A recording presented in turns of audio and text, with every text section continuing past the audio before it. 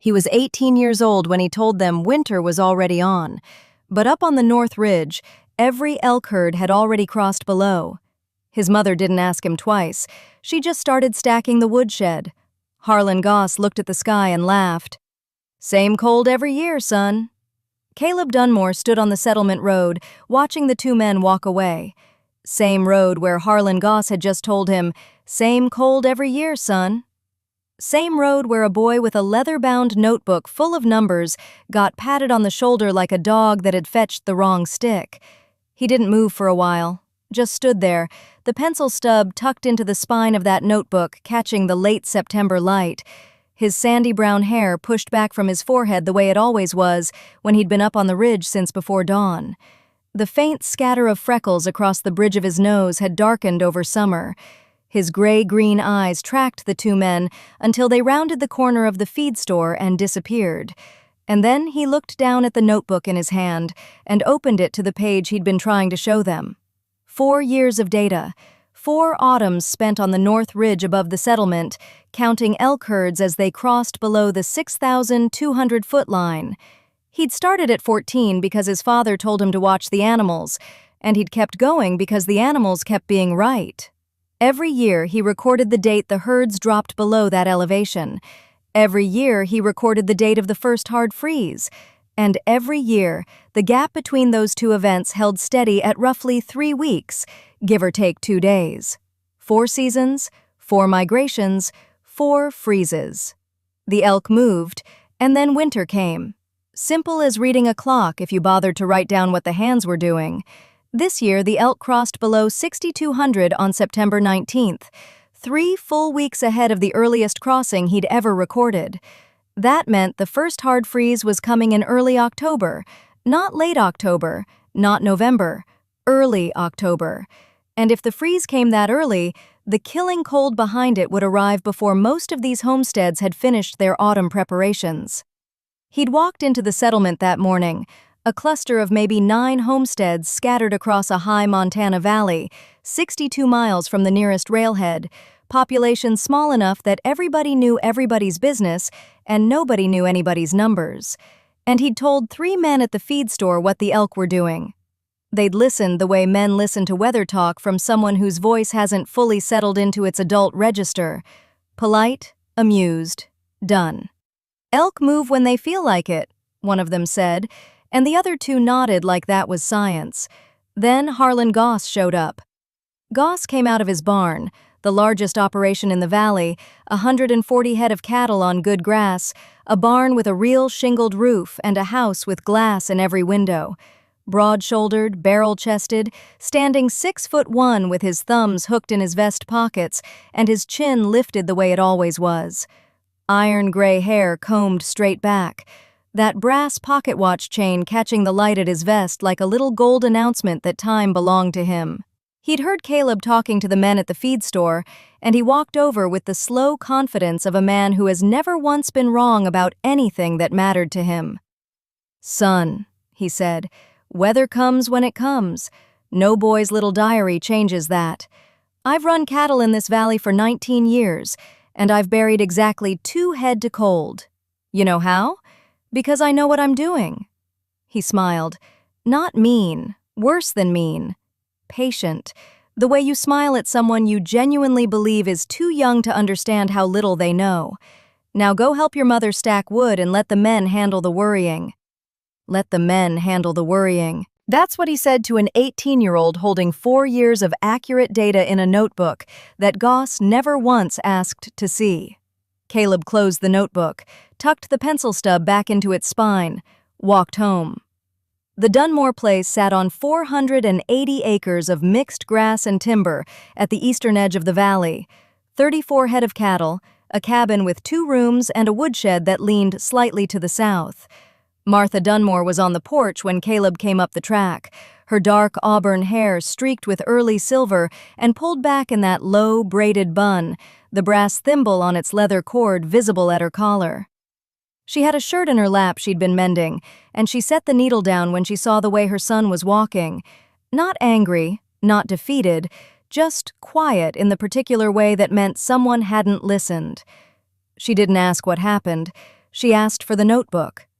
Caleb handed it over and watched his mother open it to the elk pages. Martha Dunmore had buried a husband 2 winters ago and run this place alone with an 18-year-old ever since. She didn't have opinions about elk migration. She had a dead husband who'd told her to watch the animals, same as he'd told the boy, and she had eyes that could read a column of numbers the way most people read a face. 4 crossings, 4 freeze dates, the correlation sitting right there on the page like a line drawn in ink. She closed the notebook and walked straight to the woodshed. Caleb followed. They stood in the doorway and looked at 11 cords of split pine stacked against the back wall. Martha's lips moved while she counted. Then she walked to the root cellar. 40 pounds of potatoes, 2 bushels of turnips, a half barrel of salt pork. Then the barn. Hay stored loose in the loft, maybe 900 pounds by estimate. Enough to feed 34 head for about 12 days at 30 pounds per animal per day. Winter in this valley lasted 120. If you've made it this far into Caleb's story, stay with me, because this is where the arithmetic turns mean. A horse standing outside watched them cross the yard. Elsie Calder, astride a gray mare, had stopped on the track above the Dunmore place. Pale, wheat-blonde hair tied in a loose, low ponytail with a strip of brown leather, one hand resting on her belt near the bone-handled skinning knife at her hip. She watched Martha and Caleb moving between the woodshed and the barn at a pace that didn't match September. She watched for a long beat. Then she turned the mare and rode on without a word. Martha set down her mending. She looked at the half-filled woodshed, then at Caleb. "We need 40 cords. We have 11. Show me your numbers." She opened the ledger on the kitchen table. The ledger lay open on the kitchen table, lamplight pooling across columns of Caleb's tight pencil script. Elk migration dates on the left, first hard freeze dates on the right, 5 years of numbers copied from old almanacs, from Silas Bream's memory, from the hide trader who passed through every September. Martha studied the columns with her reading finger tracing each row, the brass thimble on its leather cord catching the light at her collar. She didn't speak for a long time. When she looked up, her brown eyes were steady. 3 weeks early, she said. Every year the elk moved early, the freeze came early. Caleb nodded. The small, leather-bound notebook was already in his hand, pencil stub pulled from its spine. He'd drawn the plan across 2 facing pages, 5 systems, 5 problems that would kill them if left unsolved. Here's what they had to do before the snow came. First, seal the cabin. Every gap re-chunked, every draft killed. Second, triple the woodshed stores from 11 cords to 40. Third, insulate the barn with packed hay walls to hold animal heat above freezing. Fourth, bury the water line deeper, from 3 feet down to 4 feet 8 inches. Fifth, build a windbreak on the northwest side of the barn, positioned to break the worst wind before it hit. 5 systems, maybe 60 days to build them. Martha squared her shoulders beneath the heavy brown canvas apron, looked at the half-filled woodshed through the window and said, "We start in the morning." They started with the chinking. Caleb mixed his first batch at dawn on September 9th. Localite clay from the creek bank, water, a handful of cut straw. He packed it into the gaps between the cabin logs with a flat stick, smoothing it flush, working methodically from the south wall. It looked solid. It felt right. He filled 11 feet of wall seam before the light faded. By morning, every inch had cracked. September frost, 31 degrees overnight, and the rigid clay had expanded against the logs, found no give, and split along hairline fractures that ran like tiny rivers across the surface. Cold air whispered through every one of them. 12 hours of work, worthless. Martha was already outside when Caleb came around the corner. She had a flat scraper in her hand and was pulling the failed chinking out in dry chunks, dropping it into a bucket without a word. No lecture, no sympathy, just the sound of cracked mortar hitting tin. They remixed. More horsehair this time, long strands pulled from the curry brush, tangled into the wet clay until the batch looked almost furry. More cut straw, less clay. The ratio changed from mostly ite clay to something closer to half fiber, half ite clay. Caleb packed a test section that afternoon, and they waited. Here's why it mattered. A rigid fill expands and contracts at a different rate than the logs around it. Temperature drops, the wood shrinks one way, the clay shrinks another, and the bond fails. But fiber, horsehair, straw, bridges those micro gaps. It gives the mortar flex. The fill moves with the wood instead of fighting it. The second batch held through a 28-degree night, held through a 25-degree night 3 days later. Caleb noted both temperatures in the notebook, pencil stubs scratching against the page. Failure isn't a setback, it's the first real data point. With the cabin seams holding, Caleb turned to the settlement. He walked to 2 neighboring homesteads with the notebook open, showing the elk migration columns, the freeze date correlations, the arithmetic on firewood consumption. He was polite, he was specific. He stood in their yards with his sandy brown hair pushed back from his forehead, that faint scatter of freckles across the bridge of his nose catching the thin September sun, and he laid out what the numbers said. They listened, they nodded, they did nothing.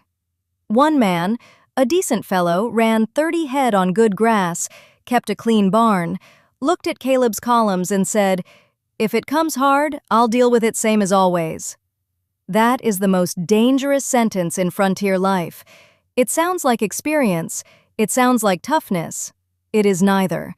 It is the assumption that because you survived the last bad thing, you'll survive the next one, and the next one doesn't care what you survived before. Now, Silas Bream, the oldest man in the settlement, late 60s, thin and slightly souped, wire-rimmed spectacles sitting low on his long, narrow nose. He lived in a small cabin at the east end of the road and spent most of his time on the porch, whittling, his carved briar pipe tucked unlit in his faded black wool coat. He watched Caleb make his rounds, watched the boy walk from homestead to homestead with that notebook, said nothing. But here's what the narrator wants you to notice. Silas's dog, a gray-muzzled hound of no particular breed, hadn't left the porch in 3 days, wouldn't step off the boards, and when the wind shifted northwest, that dog turned its back to it and pressed against the cabin wall. It refused to face the northwest wind. Silas noticed. Silas always noticed. The Windbreak construction began on September 14th. Caleb set the line 34 feet from the barn's northwest wall, angled at 45 degrees to the prevailing wind. Martha, sturdy and deliberate in her indigo wool dress and black lace-up boots, stood at the barn wall and looked at the gap. "That's a long way off," she said. "Wouldn't it block more wind closer in?" Caleb explained. "A windbreak set against the barn traps snow against the wall.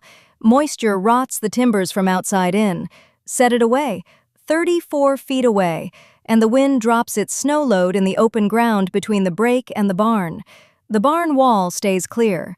Wind hits the angled fence, loses speed, tumbles, dumps its moisture, and arrives at the barn as a slower, drier draft instead of a killing gust." If you've made it this far into Caleb's story, stay with me, because the next person to arrive changes everything. 3 days into the windbreak framing, a cart appeared on the North Road. Elsie Calder rode up to the Dunmore place with a cartload of cut pine, her pale, wheat-blonde hair tied back in a loose, low ponytail with a strip of brown leather, one hand resting on the bone-handled skinning knife at her hip. She pulled the mule to a stop, looked at the half-built windbreak, and said one sentence, "My mule won't face north anymore." She started unloading without being asked. The pine logs hit the frozen dirt beside the barn one at a time, each landing with a flat crack that carried across the yard. Elsie worked the cart with that unhurried economy she carried in everything, her pale, wheat-blonde hair tied back with its strip of brown leather, one hand resting on her belt near the bone-handled skinning knife between loads. Caleb stood 34 feet out from the barn's north face, driving stakes into the frame of the windbreak, his leather-bound notebook open on a post beside him. Neither of them spoke more than necessary. The work spoke plenty. They'd gotten the first section of the windbreak standing 2 days prior. vertical slats, angled 15 degrees off plumb, spaced to break the wind rather than block it. Caleb had calculated the angle from 3 seasons of his own records, prevailing gusts out of the northwest at an average of 26 miles per hour between November and February. The theory was sound. Slow the wind, let it pass through in diminished ribbons, protect the barn entrance from direct assault. And then October gave them their first real test. A gust came hard out of the northwest on the morning of the 7th, maybe 30 miles per hour, carrying the first loose snow of the season in horizontal sheets. Caleb watched from the cabin door. The windbreak caught that snow on its upwind face like a net. The slats, tight at the bottom, dammed the ground-level current and created a pocket of dead air on the leeward side. Snow piled against the base. Then the wind curled over the top of the break, eddied downward, and dumped a drift directly toward the barn entrance. Exactly what Harlan Goss had predicted. Caleb stood there for a full minute, the sandy brown hair pushed back from his forehead, gray-green eyes tracking the drift pattern the way a doctor reads a wound. He didn't curse, didn't kick the stakes. He pulled the notebook from his canvas coat, pencil stub already in hand, and sketched the drift. Its shape, its direction, its depth at 3 points measured with a stick. The snow had piled 18 inches deep in a crescent that pointed like an arrow at the barn doors. The angle was wrong. The bottom third was wrong. He'd built a wall when he needed a filter. Here's what Caleb figured out, and it's the kind of thing that separates someone who builds from someone who guesses. A windbreak isn't supposed to stop wind. It's supposed to disagree with it. You angle the slats steeper. He went from 15 degrees to 22, so the wind hits a sharper face and deflects upward rather than pooling. But the real fix was at the bottom. Those tight lower slats had created a dam. Ground-level wind needs somewhere to go. Block it completely and it curls. It eddies. It drops its snow right where you don't want it. Caleb pulled every slat from the bottom 30 inches and respaced them at nearly double the gap. 4 inches between boards instead of 2. Let the low wind bleed through. Keep the snow moving past the barn instead of settling against it. He rebuilt the bottom third in a day and a half.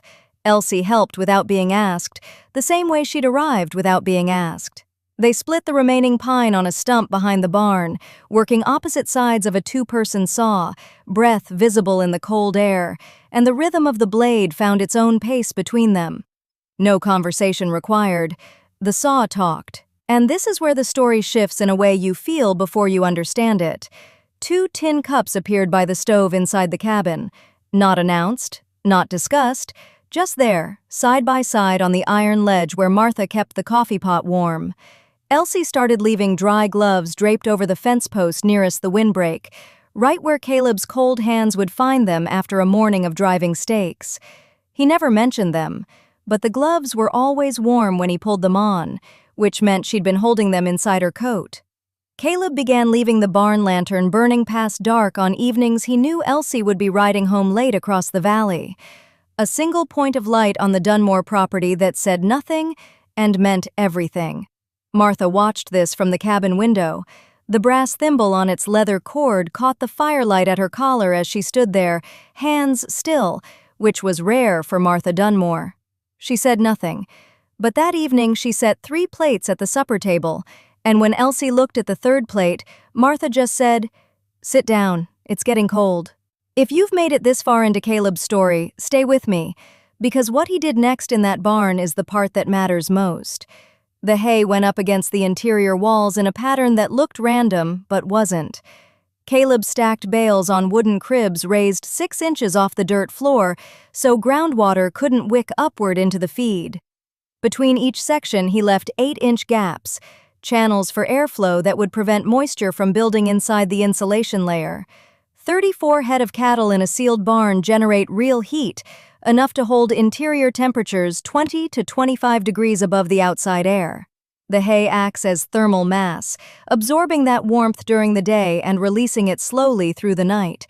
But seal the space too tight and you get ammonia buildup from the manure, condensation on the walls, rot in the hay itself.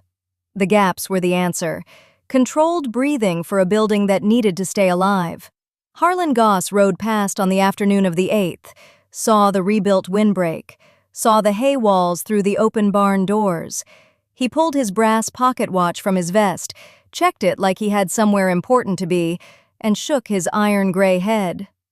"All that work," he said, pale blue eyes flat with certainty. "And when the wind shifts east, every bit of it's worthless. Boys playing house while Winter's loading a gun." Then he rode on, wide shoulders square, chin lifted, a man who'd never rebuilt anything because he'd never admitted anything was broken. He wasn't wrong about the east wind. That was the hell of it. An east wind would bypass the windbreak entirely, but Goss was dead wrong about the alternative, which was nothing. Nothing is not a strategy. Nothing is a prayer dressed up as experience. The first snow fell on October 9th, 17 days earlier than the earliest snow in Caleb's 4 years of records. Martha stood in the doorway, dark auburn hair streaked with silver catching the gray light, and looked at the sky the way a person looks at a clock that's running fast. "How much time do we have left?" Caleb checked the notebook. The pencil stub was already in his hand. Not enough. Snow on the ground. October 9th. Caleb standing in the doorway with his notebook, calculating how many days of preparation they've lost. The pencil stub moves across the page, scratching numbers that shrink with every line. He'd planned for first snow November 2nd at the earliest. 24 days of margin, gone overnight. The sandy brown hair pushed back from his forehead catches wet flakes that melt against his skin, and those gray-green eyes don't blink. They're doing arithmetic. The water line has to go deeper. 3 feet was the original trench. 3 feet handles a normal Montana winter, the kind where temperatures dip to 10 below for a week and bounce back. But the elk moved early. The snow came early, and Caleb has read enough, observed enough, written enough numbers in that leather-bound notebook to know what early means. It means sustained. It means weeks of sub-zero cold stacking on top of each other like stones in a wall, and frost doesn't care about your plans. Frost penetrates. In Montana clay soil, sustained temperatures below -20 can drive frost 4 feet down. 4 feet. So Caleb marks the new depth at 4 feet 8 inches. The extra 8 inches is not caution. It is the margin between water that flows and a pipe that becomes a solid iron rod of ice, useless until April. 6 days to dig it. 6 days they don't really have. He starts at dawn on October 10th. The ground is already fighting him, semi-frozen in the top 6 inches, then dense clay beneath that grabs the shovel blade and won't let go. By the second day, his hands are raw inside his gloves, and the trench is barely past 3 feet in most places. By the third day, Elsie Calder rides up on her dun mare without a word, ties the horse to the fence, picks up the spare spade, and drops into the trench beside him. Pale, wheat-blonde hair tied back with that strip of brown leather, the bone-handled folding knife on her belt catching the weak October light. She doesn't ask what depth. She looks at the stake markers he's driven at each end, reads the measurements scratched into the wood, and starts digging. They work shoulder to shoulder for 4 more days. Neither says much. The trench gets deeper. 4 feet 8 inches, checked with a measuring rod Caleb cut from a pine branch and notched himself. Every 8 feet along the line, he drops a plumb and checks. The water pipe goes in, wrapped with straw packing for insulation, set on a bed of gravel so moisture drains away from the joints. It isn't elegant, it's precise, and precision is what keeps water liquid when the world turns to iron. While they dig, Martha Dunmore has been waging her own war against time. The cellar beneath the cabin is small, maybe 8 by 10 feet, but Martha has organized it the way a quartermaster organizes an armory. The narrator can inventory it because Caleb's notebook inventories it, every item weighed and recorded in his careful hand.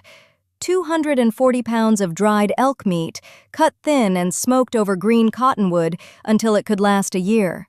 180 pounds of root vegetables, turnips, carrots, parsnips, packed in bins of dry sand to prevent rot. 60 pounds of flour in doubled canvas sacks, sealed with pine tar at the seams. 35 pounds of lard in covered crocks, salt, sugar, 40 pounds of dried beans. Martha has calculated 87 days of isolation for 3 people, and she's done it with the brass thimble swinging at her collar and a pencil borrowed from her son's notebook. The arithmetic is tight, not comfortable, tight. 87 days means no waste. It means portions measured, not guessed.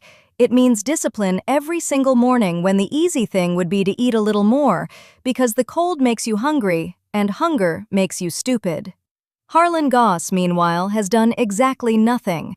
Same herd in the same field behind the same fences. No deeper water line. No windbreak. No cellar inventory. Because Harlan Goss has survived winters before, and surviving winters before is apparently the same thing as being prepared for whatever comes next. It isn't. But try telling that to a man who stands with his feet wide apart and his thumbs hooked in his vest pockets, like he's posing for a daguerreotype of confidence itself. On October 28th, Caleb walks to Silas Bream's place one last time. The old man is sitting on his porch, briar pipe in his coat pocket where it always is, wire-rimmed spectacles low on his nose, watery, pale gray eyes watching the sky the way a man watches a river he knows is about to flood. Caleb asks if there's anything else he should know. Silas is quiet for a long time, then he speaks. In 1856, I saw elk move this early. Exactly once. What followed killed half the cattle in the territory. Men froze standing up in their own barns. He pauses. The round birthmark on his right temple catches the flat gray light. Your father would have done what you're doing. Caleb cannot speak for a moment. His jaw tightens. The small, pale birthmark on the right side of his neck below his ear pulses once with his heartbeat. He nods. That's all. He walks home.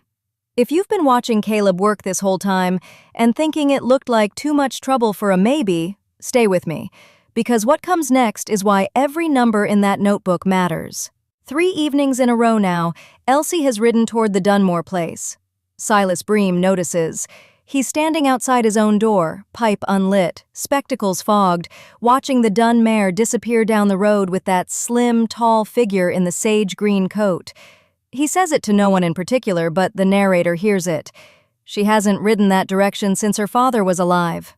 Let that sit. November 14th, the temperature drops to 18 below zero by noon and keeps falling.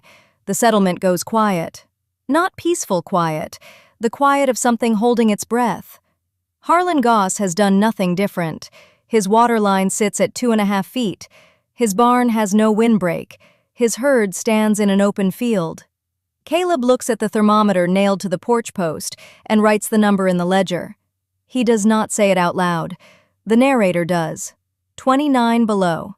And the wind hasn't started yet. 29 below zero. No wind yet. The silence before the killing storm sits over the valley like a held breath, and Caleb closes the ledger and walks to the barn to check the animals. He pushes the barn door open and steps inside. The cattle shift in their stalls. The mule stands facing the back wall, ears flat, spine rigid, refusing to turn around. That mule hasn't moved in 6 hours. Caleb runs his hand along its flank and feels the muscles trembling beneath the winter coat. He doesn't need a barometer. He's got one standing right here on 4 legs. November 16th. It hits at 20 past 2 in the morning. The wind comes from the northwest, exactly the direction Caleb built for, and it comes at 62 miles per hour.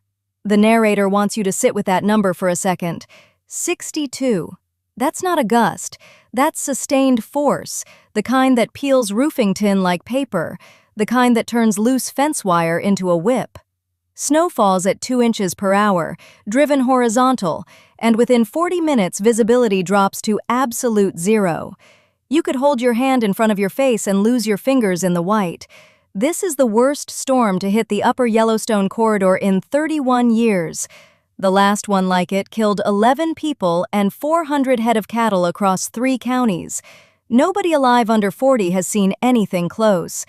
And the Dunmore system takes the punch. The narrator tracks it the way an inspector would, because that's the only way it means anything. Barn interior temperature at 3 a.m., 31 degrees. At 6 a.m., 30 degrees. At noon on the first full day, 32. The hay walls Caleb stacked along the north and west faces hold without shifting. The 8-inch gaps between sections let air circulate just enough to keep ammonia from the manure from building to dangerous levels. The cattle breathe easy, their eyes clear, no coughing. The water line buried at 4 feet 8 inches has not frozen. The animals drink, the system holds. But there's always a but. The coupling where the buried water line meets the trough above ground freezes solid at 11 p.m. on the first night. A cold bridge. Here's what that means. The pipe underground sits below the frost line, insulated by 4 feet 8 inches of packed earth, holding steady above freezing. But where it rises through the barn floor and connects to the iron trough fitting, 8 inches of pipe sit exposed to air. That exposed section bleeds cold downward into the buried line like a wick drawing oil. The warmth in the pipe below can't compete. Ice forms at the junction and creeps in both directions. Caleb missed it. He knew the underground line would hold. He didn't think about the transition point. He finds it at midnight, wraps the coupling with straw packed tight, then canvas wound around the straw, then more straw. His hands are numb. The small leather-bound notebook sits in his coat pocket, the pencil stub tucked into its spine, and he doesn't pull it out until the wrapping is done. Then he writes it down by lantern light, his gray-green eyes narrowed against the sting of cold air. Cold bridge at trough coupling, straw and canvas wrap applied, check at dawn. It holds. By morning, water flows again. Inside the cabin, Martha records her own numbers. The brass thimble on its leather cord catches the firelight at her collar as she bends over the kitchen table with the household ledger. 5 armloads of firewood burned in the first 24 hours. Last winter, on a night half as cold, they burned 7. On the worst nights, 8. The rechinking, that second batch with more straw, more animal hair, less clay, sealed the gaps that bled heat into the dark. Cabin temperature holds above 48 degrees. The root cellar stays above 34. The food stores sit untouched by frost. She writes the numbers in a hand that does not shake. Now. Across the settlement, Harlan Goss loses 3 cattle on the first night. 3. His barn faces east-southeast with no windbreak, no hay wall, no insulation beyond the original board and batten siding he nailed up 9 years ago and never improved because improving things is something boys with notebooks do, not real cattlemen. His roof shingles peel in the 60-mile wind, and snow drives through the gaps into the loft where his hay is stored loose and uncovered. His water froze before midnight. He's hauling buckets from a hole chopped in the creek ice, when he can find the creek. 2 other families in the settlement burn firewood at a rate that will leave them empty in 12 days. Nobody can travel. The road is buried under 4-foot drifts. Harlan Goss, the man who stood on Caleb's land with his brass pocket watch catching the light and said a windbreak would bury the barn. That man is watching his operation come apart, board by board, while a kid with a field notebook and freckles across his nose sits warm in a barn that holds 32 degrees.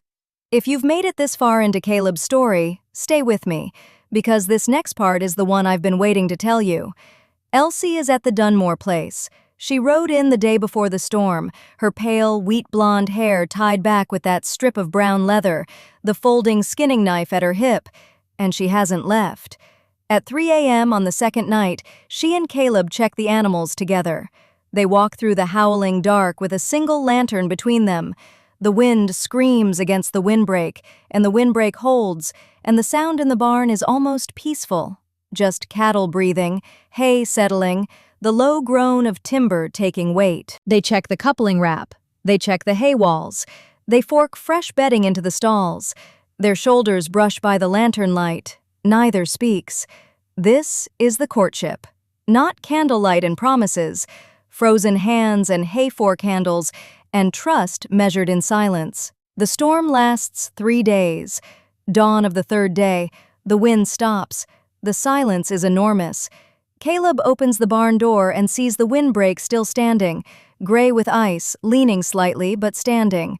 Between the windbreak and the barn wall, the snow is piled in a clean drift, exactly where it was supposed to land. The barn entrance is clear. He writes it down. He writes it down. The pencil stub scratches across the page of that leather-bound notebook, and the number is 31 degrees. Inside the barn. 31 degrees when the world outside sat at 29 below zero for the better part of 2 days. He closes the book and tucks it back into the pocket of that heavy tan canvas coat, and he stands there in the white silence of a valley that almost died. Here's what the storm took. Harlan Goss lost 11 head of cattle, frozen where they stood against a fence line that offered no shelter because Goss never believed shelter was something cattle needed. 2 full sections of his barn roof peeled away on the second night, the nails pulled clean out of wood that had dried too fast in autumn because nobody tarred the seams. His entire water system froze solid, every coupling, every line, every trough. 11 animals dead, and a man with a brass pocket watch standing in the wreckage of his own certainty. 2 families south of the creek burned through their entire winter wood supply in 19 days. 19. The Dunmores hauled cordwood to both of them on a sledge Caleb built from fence rails. One family, the Pressers, watched their cabin chinking fail completely on the north wall, just crumbled out like dry sand. They moved into their barn with their horses and 2 milk cows and lived there for 6 days while the wind screamed through the gap where their wall used to be sealed. The Dunmore operation. 0 livestock losses. Firewood stores at 58% remaining. Food stores at 71%. Water interrupted exactly once. The coupling, the cold bridge, and repaired within the hour. The windbreak stood. The barn held. The system worked. Goss came on the 4th morning. He rode up slow, that charcoal wool coat buttoned to the neck, pale blue eyes scanning the property like he was appraising it for auction. Martha stood at the cabin door with her arms crossed, that brass thimble on its leather cord catching the thin winter light at her collar. She didn't say a word. Didn't need to. Caleb walked out from the barn, notebook in hand, and met him in the yard. Goss did not apologize, didn't acknowledge a damn thing. He looked at the windbreak, gray with ice, leaning slightly to the east, still standing, and he asked one question. "How far did you set it from the barn?" 34 feet, Caleb said. Goss nodded, thumbs hooked into his vest pockets, chin lifted the way it always was. "And the angle?" 45 degrees on the upper sections, open slats on the lower third. Goss studied it, that heavy brow ridge casting shadow over his eyes. "I'd have set it closer." "That rots the timbers, trapped moisture between the wall and the barrier. I measured it in October. Anything under 28 feet and the snowpack's wet against the barn siding." A long pause, the kind that fills a valley. "Show me the inside of the barn." Caleb walked him through every detail, the raised hay cribs with their 8-inch gaps, the drainage channels cut into the floor, the ventilation slots angled to pull ammonia without creating a draft, the water line buried 4 feet 8 inches deep with the coupling wrapped in straw and oilcloth. Goss listened. He didn't interrupt. He didn't scoff. He asked 3 more questions. About the crib spacing, about the floor grade, about where the runoff went. And Caleb answered each one with a number. This is the redemption. Not forgiveness, not a handshake. Knowledge passing from the person who was mocked to the person who mocked them. Goss rode out an hour later without saying thank you. He didn't need to. He'd be building a windbreak by spring. 34 feet from his barn. That was enough. Late December, once the roads cleared, an inspector from the Territorial Cattlemen's Association rode in. Lean man, precise hands, carried a measuring tape and a folding rule. He measured the windbreak height, 7 feet 4 inches at the tallest point. Measured the distance to the barn, checked the slat spacing. Then he sat at Martha's kitchen table and opened Caleb's ledger. 4 years of data. Elk migration patterns, first and last freeze dates, morning and evening temperatures recorded twice daily, firewood consumption by the armload, hay use by the bale, waterline depths, barn temperatures through 3 winters. The inspector read in silence for 20 minutes, then he read the numbers aloud. Nearly 2 fewer armloads of wood per day on the coldest stretches, Hay consumption down roughly 19% from the year before the windbreak. The trough froze once, the coupling, and was repaired within the hour. He closed the ledger and looked at Caleb, that sandy brown hair pushed back from his forehead, gray-green eyes steady. This is the most complete homestead winter record I've seen in the territory. The numbers spoke. They always do. And look, I know this isn't the part of the story where someone punches the bully or rides off into the sunset, but if you've stayed this long, you already know that's not what this was ever about. This was about a kid with a notebook who watched the elk, did the math, and refused to be unprepared. Stay with me. We're almost home. Elsie never left. Not that day after the storm, not any day after. The moment it became permanent wasn't a proposal, wasn't a declaration. It was a Tuesday in late January. Caleb came inside from the barn, boots caked with snow, and Elsie had moved the second tin cup from the visitor's side of the table to the stove side, right next to his. "Stay," she said. One word. That folding knife in its leather sheath at her hip, pale wheat-blonde hair tied back with its strip of brown leather, hazel eyes steady as a plumb line. "Yes," he said. That was it. Silas Bream, leaning in the doorway with his briar pipe unlit in his coat pocket, wire-rimmed spectacles low on his nose, looked at Martha. Martha looked at the two cups sitting side by side on the stove. "About time," Silas said. Then silence. The good kind. Years pass the way they should when the foundation is sound. The windbreak turned gray with lichen but never fell. Caleb extended it twice. It runs nearly double its original length now, curving with the ridge. The barn expanded. The cabin grew from 2 rooms to 4. Silver crept into that sandy brown hair, just at the temples first, then further. Elsie sits beside him on the porch in the evenings, her hand resting on his forearm, light and steady, the way it landed the first time and never moved. Inside, 2 tin cups sit by the stove, same ones. The ledger, volume 14, lies open on the table, still recording. Morning and evening temperatures, firewood, hay, water. The numbers never stopped. He was 18 years old when he told them winter was coming. Nobody listened except the people who mattered. The wall is still standing. So are they.